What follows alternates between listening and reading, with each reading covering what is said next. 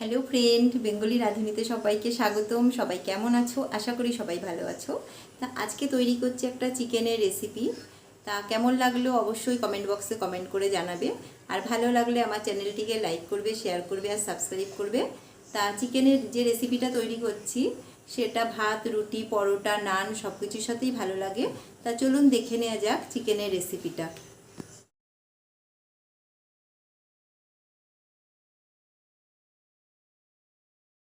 Chicken রান্নাটার জন্য আমি এখানে গোটা মশলা কিছু ব্যবহার করেছি। দারচিনি, লবঙ্গ, এলাচ, স্টার অ্যানিস, গোলমরিচ, মৌরি আর তেজপাতা এগুলোকে আমি শুকনো খোলায় সব ভেজে নেব। আর পেঁয়াজ কুচি, আদা, রসুন এগুলো লাগবে। তা এগুলোকে আমি মশলাগুলোকে খুব ভালো করে ভেজে তারপরে আমি এটাকে গুঁড়িয়ে রাখবো। তা কড়াইয়ের মধ্যে আমি একে একে দিয়ে দেব শুকনো লঙ্কা, গোটা শুকনো লঙ্কা, গোলমরিচ, লবঙ্গ, দারচিনি, এলাচ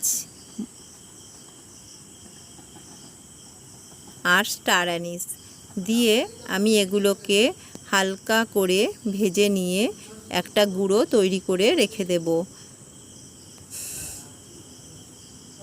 এই রেসিপিটা অবশ্যই আপনারা বাড়িতে ট্রাই করবেন আর কেমন লাগলো আমাকে কমেন্ট বক্সে কমেন্ট করে জানাবেন। আর ভালো লাগলে আমার চ্যানেলটিকে লাইক করবেন, শেয়ার করবেন আর সাবস্ক্রাইব করবেন। আর আপনারা আমার পাশে অবশ্যই থাকবেন। এই রান্নাটা ভাত, রুটি, পরোটা, নান, ফ্রাইড রাইস সব কিছুর সাথেই ভালো লাগে আর মশলা খুব কম লাগে। এবার আমি কড়াইয়ের মধ্যে দিয়ে দেবো 2 চামচ রিফাইন তেল আর দেব 1 চামচ মতো ঘি। ঘি না দিলে রান্নাটার স্বাদটা অত ভালো আসবে না। এবার আমি ঘি আর রিফাইনটা ভালো করে গরম হয়ে যাবে, তার মধ্যে আমি দিয়ে দেব 2 বড় সাইজের পেঁয়াজ কুচি। পেঁয়াজ কুচিটাও আমি ভালো করে ভেজে নেব। যদিও আমি খুব লাল লাল করে পেঁয়াজ কুচিটা ভাজবো না, হালকা করেই ভাজবো। কিছুক্ষণের জন্য হালকা করে ভেজে নেব পেঁয়াজ কুচিটা। এবার আমি পেঁয়াজটা যাতে মজে যায় ভালোভাবে তার জন্য আমি দিয়ে দেব পেঁয়াজের মধ্যে স্বাদ মতো নুন দিয়ে দেব।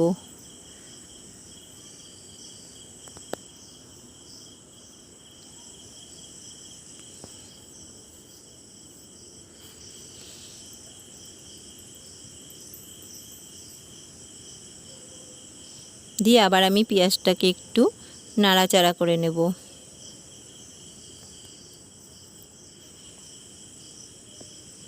আমার কাছে কাশ্মীরি লঙ্কার গুঁড়ো নেই বলে আমি নর্মাল লঙ্কার গুঁড়ো এখানে ব্যবহার করেছি। আপনারা কাশ্মীরি লঙ্কার গুঁড়ো ব্যবহার করবেন, তাহলে কালারটা খুব বেশি ভালো আসে। তা আমি এখানে নর্মাল লঙ্কার গুঁড়োই দেবো। আর লঙ্কার গুঁড়োটাও আমি তেলের মধ্যে দেব যাতে একটু কালারটা আসে। লঙ্কার গুঁড়ো দিলাম 1/2 চামচ মতো দিয়েছি। আর দেব একটুখানি তেলের মধ্যে দেব চিনি। চিনিটাও তেলের মধ্যে দিলে তরকারিটার কালারটা খুব ভালো আসে আর খেতেও খুব সুস্বাদু হয়। এবার আমি 2-3 দানা চিনি দেব, বেশি চিনি দেব না, তাহলে মিষ্টি মিষ্টি হয়ে যাবে। দিয়ে আমি এটাকে নাড়াচাড়া করে নিয়েছি। নিয়ে এবার ওর মধ্যে আমি দিয়ে দিলাম আদা আর রসুন বাটা। এর মধ্যে আমি জিরে ধনে কিছুই দেব না, আদা রসুন বাটা দিয়েছি। আদা রসুন বাটা দিয়ে ভালো করে এটাকে মিক্স করতে থাকবো যাতে মশলার কাঁচা গন্ধটা চলে যায়।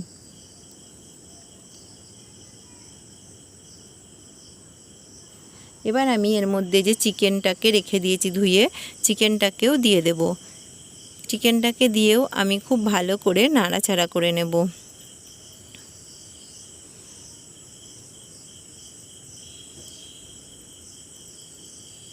চিকেনটাকে খুব ভালো করে আমি নাড়াচাড়া করে নেব।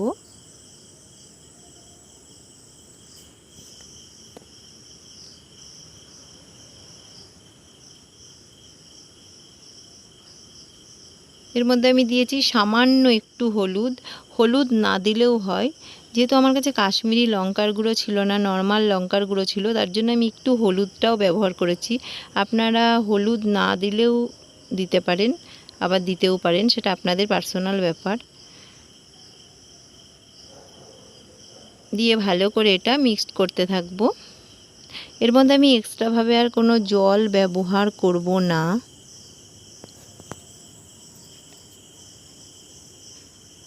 দিয়ে খুব ভালো করে আমি এটাকে মিক্সড করতে থাকবো। আমার মিক্সড করা প্রায় হয়ে এসছে।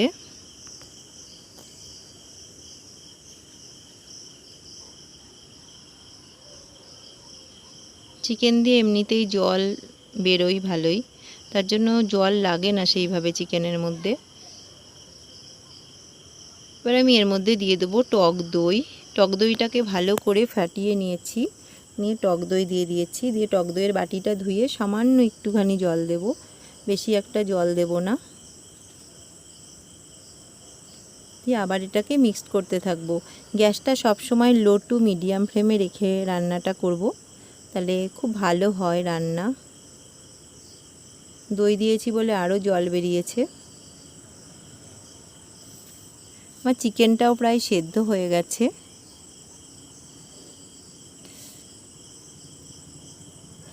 এবার আমি যে মশলাটাকে গুঁড়িয়ে রেখেছিলাম ওই মশলাটাকেও দিয়ে দিলাম।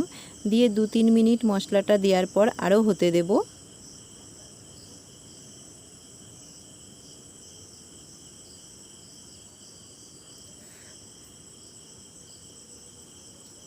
এবার আমি এর মধ্যে দিয়ে দেব কসুরি মেথি। দিয়ে এটাকে কিছুক্ষণের জন্য ঢেকে দেব, ঢেকে তারপরে পরিবেশন করব। তা কেমন লাগলো আমার রেসিপিটা অবশ্যই জানাবেন আপনারা কমেন্ট বক্সে। আর ভালো লাগলে আমার চ্যানেলটিকে লাইক করবেন, শেয়ার করবেন আর সাবস্ক্রাইব করবেন।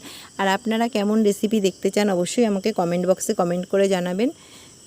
আর আপনারা সবাই সুস্থ থাকবেন, সাবধানে থাকবেন। আর এই যে আমার রেসিপিটা রেডি হয়ে গেছে।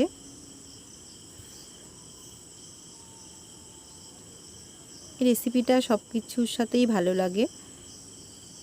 Thank you.